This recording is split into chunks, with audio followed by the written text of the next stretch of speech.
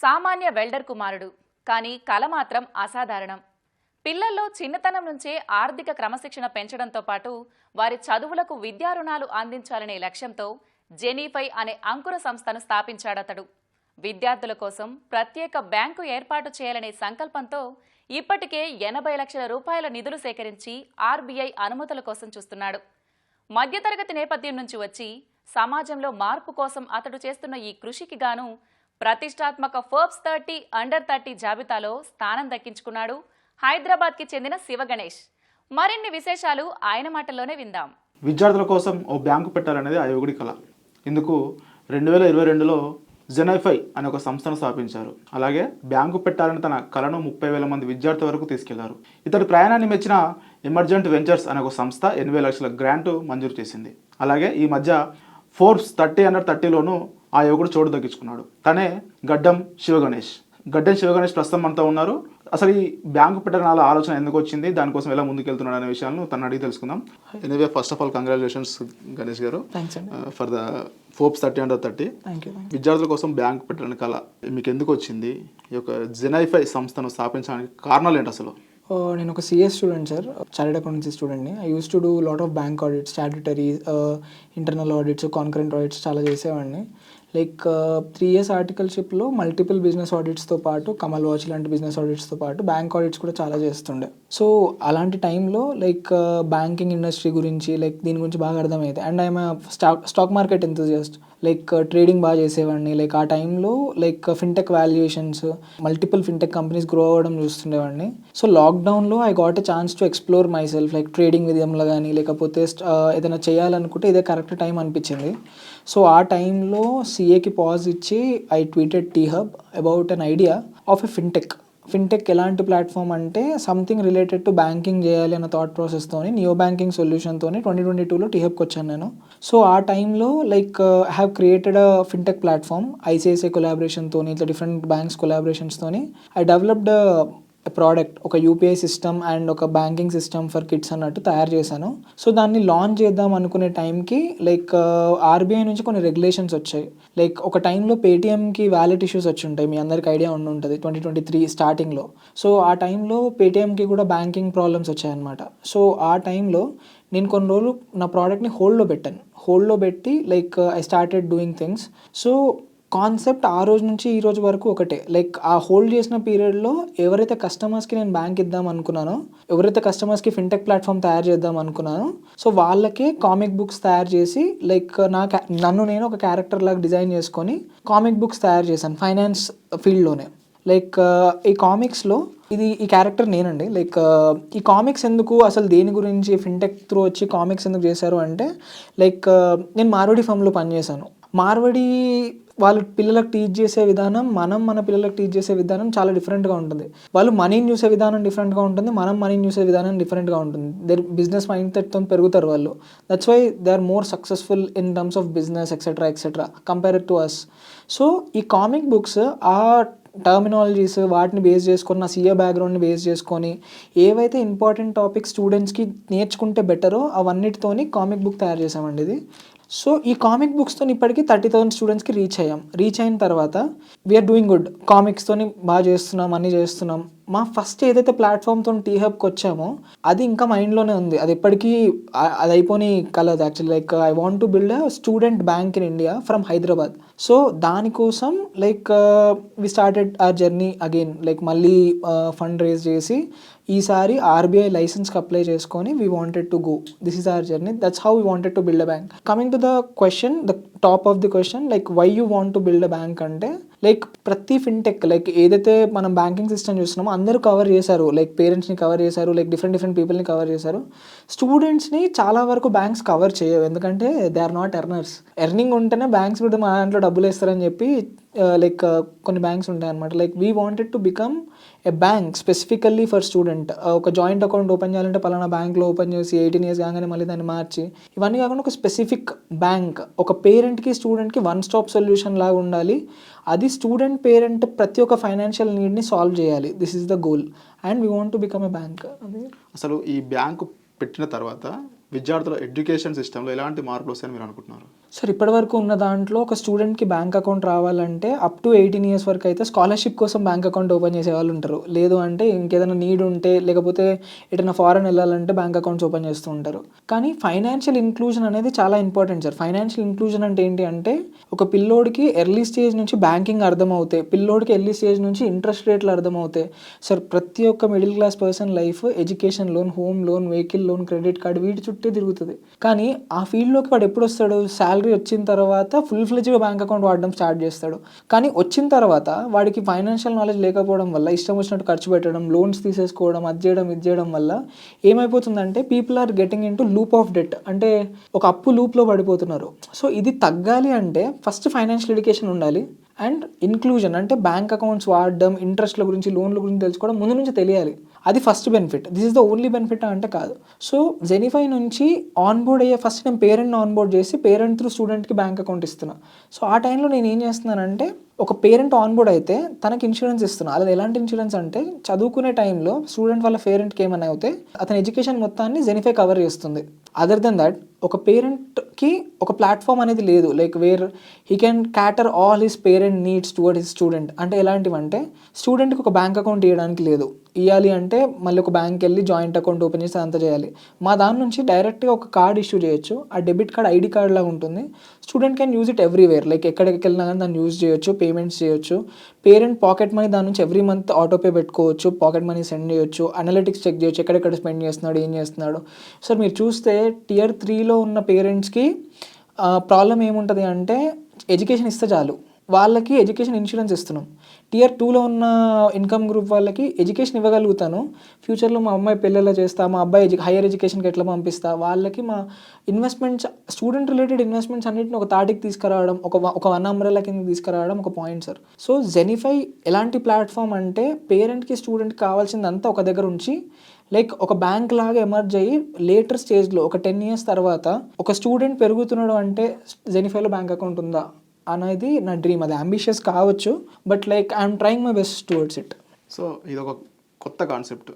బయట చాలా రకాల బ్యాంకులు చూసాము, కొని విద్యార్థికంటూ ఒక బ్యాంకు క్రియేట్ చేసి వాళ్ళ ఎడ్యుకేషన్ సిస్టంలో మార్పులు తీసుకురావాలని మీరు అంటున్నారు. అసలు ఇది సాధ్యమేనా? ఇందుకోసం మీరు 2022 నుంచి ఇప్పటి వరకు ఎలా ముందుకు వచ్చారు? అసలు ఈ ప్లాన్ ఫుల్ఫిల్ అవ్వడానికి ఇంకెన్నాళ్ళు సమయం పట్టవచ్చు?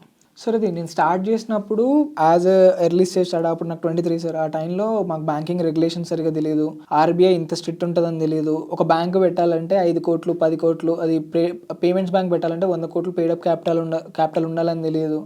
టెక్ చేసేసినాం, మార్కెట్లో రిలీజ్ చేస్తే అయిపోతుంది అన్నట్టు ఉండదు సార్. ఫిన్టెక్ అంటే ఏంటంటే బ్యాంక్స్ ఎందుకు అన్బీటబుల్ ఉంటాయి అంటే ఎంట్రీ బ్యారియర్. అంటే ఎవరైనా బ్యాంక్ పెట్టాలి అంటే ఆ ప్రొసీజరే చాలా సాలిడ్గా ఉంటుంది.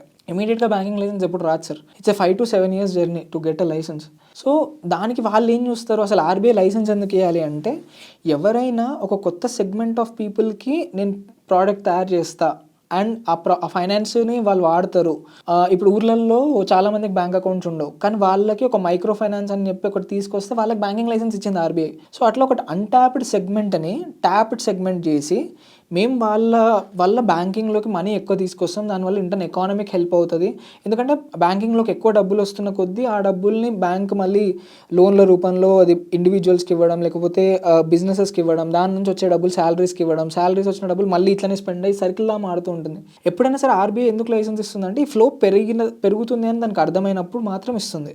So we're trying to build that, like పేరెంట్స్కి ఒక దగ్గర అన్నీ కనిపిస్తున్నప్పుడు they spend more on like invest చేయడానికి కానీ దేనికైనా కానీ ఒక దగ్గర ఒక సెగ్మెంట్ని క్రియేట్ చేస్తుంది అనమాట. సో ఈ స్టూడెంట్ సెగ్మెంట్లో ఏమవుతుందంటే students they start using it, like వాళ్ళ పేరెంట్స్ యూజ్ చేస్తూ ఉంటారు, ఇన్సూరెన్స్ సెగ్మెంట్ పెరుగుతుంది. మా వల్ల నేను నా సైడ్ నుంచి ఒక కాంట్రిబ్యూషన్ ఆర్బీఐకి ఏమి ఇస్తానంటే లైక్ ఇన్సూరెన్స్ ఇప్పటికి ఇండియాలో 2 to 3% సార్ పెనిట్రేషన్. ఎంతమందికి సార్ ఇన్సూరెన్స్ ఉంది? లైక్ టర్మ్ ఇన్సూరెన్స్లు వాడుతున్న వాళ్ళు ఎంతమంది? అసలు టర్మ్ ఇన్సూరెన్స్ అంటే నేను చచ్చిపోయిన తర్వాత వచ్చేది నాకెందుకు అంటారు, నీకు కాదు నీ చుట్టుపక్కల వాళ్ళకి అని చెప్పి ఎవరు చెప్తున్నారు. సో ఎఫెక్ట్ అయ్యేది మెయిన్గా education of the children, which is I'm I'm covering right now. So that is the best thing that I'm doing అని నేను అనుకుంటున్నా. అండ్ స్టాట్స్ కూడా అదే చెప్తున్నా యాక్చువల్లీ. సో లైసెన్స్ రావడానికి ఆర్బీఐ ఒప్పుకోదు, కష్టమేమో అన్న థాట్ ప్రాసెస్ అయితే లేదు. డౌన్ ద లైన్ 5 yearsకో 10 yearsకో వస్తుందన్న నమ్మకం మాకుంది. ఇమీడియట్గా payments, prepaid payment instruments licence అయితే 1 yearలో మోస్ట్లీ మాకు వస్తుండొచ్చు. ఆల్రెడీ వేలో ఉంది అది. లైక్ అది కాకుండా పేమెంట్స్ బ్యాంక్ లైసెన్స్కి 5 years పడనివ్వండి, 7 years పడనివ్వండి, like we always try for it. లేదు అంటే స్టూడెంట్స్కి ఇలానే సర్వ్ చేస్తూ వెళ్తాం. సర్వీసెస్ ఏం ఆగవు, లైసెన్స్ రాదంతే. లైక్ లాంగ్ ఫార్వర్డ్లో లైసెన్స్ రావడం మా గోల్ లాగా ఉంటుంది అంతే. అసలు మీ ఎడ్యుకేషన్ ఏంటి, ఫ్యామిలీ బ్యాక్గ్రౌండ్ ఏంటి అసలు? మా ఫాదర్ ఒక వెల్డర్ సార్, లైక్ పార్సిగుట్ట అనే ఏరియా నుంచి. లైక్ ఆయన చేస్తూనే చదివించారు. మా సిస్టర్ ఇప్పుడు డాక్టర్, నేను దీంట్లో ఉన్నాను. సిఏ ఆర్టికల్షిప్ వరకు చేశాను, ఫైనల్ రాయలేదు. ఫైనల్ టైంలో ఐ కేమ్ టు టీహబ్. వచ్చిన తర్వాత అది లైక్ హైయర్ ఎడ్యుకేషన్ ఉండాలని చెప్పి ఐఎంలో ఎగ్జిక్యూటివ్ ఎంబీఏ చేశాను, లైక్ లక్నో నుంచి. సో ఇక్కడికి వచ్చిన తర్వాత అనదర్ ఎడ్యుకేషన్ నాకు యాడ్ అయింది. టీహబ్ నుంచి కొన్ని స్టార్టప్స్ని ఏషియా వైడ్ కొన్ని సెలెక్ట్ చేసుకున్నారు. దాంట్లో స్టాన్ఫోర్డ్ సీడ్కి సెలెక్ట్ అయ్యాను. So I did Stanford thing also. అది కూడా నా ఎడ్యుకేషన్ బ్యాక్గ్రౌండ్లో యాడ్ అయింది. Other than that like in my CA field, like ఆ 4 years జర్నీ ఏదైతే ఉందో, we use to do like lot of ఆడిట్స్లో ఏంటంటే పొద్దున వెళ్ళడం, ఒక కంపెనీ చూడడం, ఆ కంపెనీ ఏం చేస్తుందో అవన్నీ మేమే చెక్ చేసి రావాలి. కాబట్టి లైక్ ఆ ఆడిట్లో బిజినెస్ అర్థమయ్యేవి. లైట్ ఫ్రమ్ పెద్ద కంపెనీ దగ్గర నుంచి చిన్న కంపెనీ దగ్గర వరకు ఎట్లా టర్న్ ఓవర్లు చేస్తున్నారు, ఏం చేస్తున్నారు, అసలు రొటేషన్ ఎలా జరుగుతుంది, ఏం జరుగుతుంది, ఎక్కడ ఏం జరుగుతుంది, ఎలా మనీ మూవ్ అవుతుంది అనేది అర్థమయ్యేది అనమాట. ఒక నిరుపేద కుటుంబానికి చెందిన మీరు ఫాదర్ ఒక వెల్డర్ అంటున్నారు. అలాంటి మీరు ఒక చాలా ఫైనాన్షియల్స్తో కూడుకున్న బ్యాంకు స్టార్ట్ చేయాలని ఆలోచన వచ్చింది, అది ఓకే. కానీ దీనికోసం మీరు నిధుల సేకరణ గురించి కావచ్చు, ఫండింగ్ గురించి ఎలా ముందుకు వెళ్తున్నారు? ఇప్పటివరకు మొత్తం ఎంత ఫండింగ్ తీసుకోగలిగారు? ఇప్పుడు లైక్ నేను 2022లో స్టార్ట్ చేసినప్పుడు ప్రోడక్ట్ అంతా తయారు చేసాము. అప్పుడు ఈ లైసెన్సెస్ ఇవన్నీ మెయిన్ పిక్చర్లోకి వచ్చినప్పుడు నాకు అర్థమైంది ఇంత అమౌంట్ కావాలి, మినిమం 5 to 7 crores కావాలి అని చెప్పి. ఆ టైంలో బుక్స్కి వచ్చినప్పుడు నాకు ఒక 80 lakh గ్రాంట్ వచ్చింది ఎమర్జెంట్ వెంచర్స్ నుంచి. సో ఆ గ్రాంట్ వచ్చినప్పుడు అది ఈక్విటీ కాదండి, గ్రాంట్. లైక్ మాకు ఈక్విటీ మా కంపెనీ నుంచి ఎవరు తీసుకోలేదు. ఇట్స్ ప్యూర్ గ్రాంట్, లైక్ ఒక అవార్డ్ లాంటిది అది. సో ఆ టైంలో ఆ గ్రాంట్ని వాడుకొని like we started selling comic books. అప్పుడు నాకు ఆఫర్ ఉండింది, ఒక 3 crores 4 crores లైసెన్స్ కోసం ఇస్తాము అన్నట్టు కూడా ఆఫర్ ఉండింది. కానీ ఆ టైంలో అవి సరిపోవు నాకు. లైక్ 3 crores 4 crores అనేది సరిపోవు. లైక్ ఏం చేసుకుంటాం, దాన్ని లైసెన్స్కి అప్లై చేయడానికి రాదు, వచ్చిన దాన్ని వాడడానికి రాదు. సో ఈ పీరియడ్ ఏదైతే నేను 2 years నేను టైం డిలే చేశాను లైసెన్స్ కోసం, మీన్ వైల్ ఆ కస్టమర్స్కి ఆన్బోర్డ్ చేసినప్పుడు నాకు ఎంత అవసరం పడుతుంది, ఎట్లా యూజ్ చేయాలి, ఎక్కడెక్కడ మార్చవచ్చు, ఎక్కడెక్కడ ఆపొచ్చు, ఇవన్నీ అర్థమైనాయి అనమాట. సో కరెంట్లీ ఫండింగ్ విషయానికి వస్తే 80 lakh గ్రాంట్ కాకుండా నా దగ్గర ఇప్పుడు ఇంకొక 10 crores రేజ్ చేస్తున్నాను. లైక్ కొన్ని కమిట్మెంట్స్ ఉన్నాయి. సో దాంతో లైసెన్స్కి అండ్ ఫుల్ ఫ్లెడ్జ్గా ప్రోడక్ట్ డెవలప్మెంట్కి వాడుకోబోతున్నాను. గోయింగ్ ఫార్వర్డ్ ఇంకొక 2 years తర్వాత we might need 100 crores paid up capital. అప్పుడు థర్డ్ రౌండ్ రేజ్ చేస్తాం. అప్పుడు SME అయిపోయి వెళ్తామా, లేకపోతే ఇట్లానే వెళ్తామా, లేకపోతే ఫండ్ రేజ్ చేస్తామా అనేది బేస్డ్ ఆన్ అవర్ ఫ్లో. ఏదైతే మీ బ్యాంక్ ఆలోచన వచ్చిన తర్వాత 2022లో మీ జెనైఫైని స్థాపించారు. సో 2020 నుంచి ఇప్పటి వరకు మీ ప్రయాణం లో ఎదురైన సవాళ్ళు ఏంటి, వాటిని మీరు ఎలా ఓవర్కమ్ చేశారు? ఇంకేం సవాళ్ళు ఉంటుంది సార్, లైక్ ఒకటి ఈ లైసెన్స్దే ఆర్బీఐ థింగ్. అంటే లైక్ తెలిసిన వాళ్ళందరికీ లైక్ మేము ప్రోడక్ట్ చేసినామని తెలుసు. యూపీఐ పేమెంట్ చేస్తున్నప్పుడు చాలామంది చూసారు. మార్కెట్లోకి ఎందుకు రావట్లేదు అన్న పాయింట్లో లైక్ ఉంటే, ఆ పాయింట్ సింపుల్ సార్. ఆర్బీఐ లైసెన్స్కి ఇంత డబ్బులు కావాలి, ఇన్ని రిస్ట్రిక్షన్స్ ఉంటాయి, ఒక్కొక్కరు ఇట్లా అది లైక్ మనం డబ్బులు లేకపోతే ఇక్కడ ఏం చేయలేము అనేది. ఈ 4 years జర్నీలో నేను చేసింది ఏంటి అంటే, ఏదైతే కస్టమర్స్కి నేను బ్యాంక్ చేయాలో వాళ్ళనే రీచ్ అయినా, వాళ్ళకే కామిక్ బుక్స్ అమ్మినాం, వాళ్ళకే ఇప్పుడు నేను ఫిన్టెక్ ప్లాట్ఫామ్ లాంచ్ చేస్తున్నా. బ్యాంక్కి ఇంకేం కావాలి, కొన్ని బ్యాంక్స్తో కనెక్షన్స్, వాళ్ళతో వర్క్ చేయడం, కెనరా, ఐసిఐసిఐ ఇలాంటి బ్యాంక్స్తో వర్క్ చేయడం, వాళ్ళ ప్రోడక్ట్స్ తయారు చేయడం.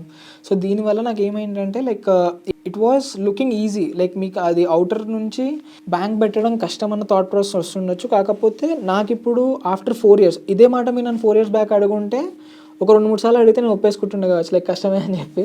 కానీ ఇప్పుడు I don't think it is a problem. Late అయినా వస్తుంది, 10 years కానివ్వండి, 15 years కానివ్వండి, లేట్ అయినా లైసెన్స్ మాత్రం వస్తుంది. You will see a bank from Hyderabad named Genify in next 5-10 years max అనుకుంటున్నాను. మీ కళల సాకారానికి ఆర్బీఐ అనుమతులు ఇచ్చి మీరు బ్యాంక్ స్టార్ట్ చేసిన తర్వాత మీ స్టెప్స్ ఎలా ఉండబోతాయి అనుకోవచ్చు? ఏం లేదు సార్, లైక్ ఒకవేళ వచ్చింది అంటే వచ్చేటి వరకు కూడా మేము ఆగం కదా. లైక్ ఇప్పుడు లైసెన్స్ లేకపోయినా కానీ ప్రోడక్ట్స్ నడుస్తున్నాయి, లైక్ ఇన్సూరెన్స్ నడుస్తుంది, అండ్ ఇప్పుడు కార్డ్ ఒకటి ఎన్ని రోజులు ఆపాము, ఇప్పుడు అది కూడా ఆపదలుచుకోలేదు. We're doing it right now. Like ఈ అడ్మిషన్కే మేము ఇద్దాం అనుకుంటున్నాము. సో పైలట్ అయినా అట్లీస్ట్ చేస్తాము. వన్స్ లైసెన్స్ వచ్చింది అనుకోండి, లైక్ కంప్లీట్ బ్యాంక్ అకౌంట్ ఇస్తాం కదా. ఇప్పటి వరకు ప్రీపెయిడ్ కార్డ్ ఇచ్చింది, అప్పుడు ఒక ఫుల్ ఫ్లెజ్ బ్యాంక్ అకౌంట్ ఇస్తాం, పేమెంట్స్ బ్యాంక్ అన్నట్టు. సో అది ఒక నార్మల్ మీరు ఫోన్ అది ఓపెన్ చేసి కోటక్లో ఒక బ్యాంక్ ఓపెన్ చేసినట్టు జెనిఫై ఓపెన్ చేసి ఒక పేరెంట్ పెరుగుతున్నప్పుడు ఓపెన్ చేయగానే అబ్బాయికి 5 years వచ్చినాయి, మనం బ్యాంక్ అకౌంట్ ఓపెన్ చేయాలి, వాళ్ళకు థాట్ రావాలి, వాళ్ళకి అబ్బాయి పెరుగుతున్నాడు, వాళ్ళకి ఇన్వెస్ట్మెంట్ చేయాలి అంటే జెనిఫై గుర్తు రావాలి. అబ్బాయి పెరుగుతున్నాడు, మన ఇన్సూరెన్స్ తీసుకోవాలంటే జెనిఫై గుర్తు రావాలి. ఓవరాల్గా ఒకప్పుడు బ్యాంక్ తీసుకోవడం అంటే దాచుకోవడానికి తీసుకుంటుండే, ఇప్పుడు జనాలు ఎట్లా అంటే బ్యాంక్ మల్టిపుల్ పర్పసెస్కి యూజ్ అవుతుంది, మల్టిపుల్ వాటికి ఎలిజిబిలిటీ కూడా. సో ఆ పాయింట్లోకి జెనిఫై వెళ్ళాలి, జెనిఫై గుర్తు రావాలి అందరికీ అనేది నా థాట్ ప్రాసెస్. సో ఇది హైదరాబాద్ పార్షివుడ్లో జన్మించి తండ్రి వెల్లర్ అయినప్పటికీ విద్యార్థుల కోసం ఒక పేమెంట్స్ బ్యాంక్ తీసుకురావాలని చెప్పేసి ముందుకెళ్తున్న శివ గణేష్ ప్రస్థానం. కెమెరామ్యాన్ సురేష్తో భాస్కర్, ఈటీవీ న్యూస్, హైదరాబాద్.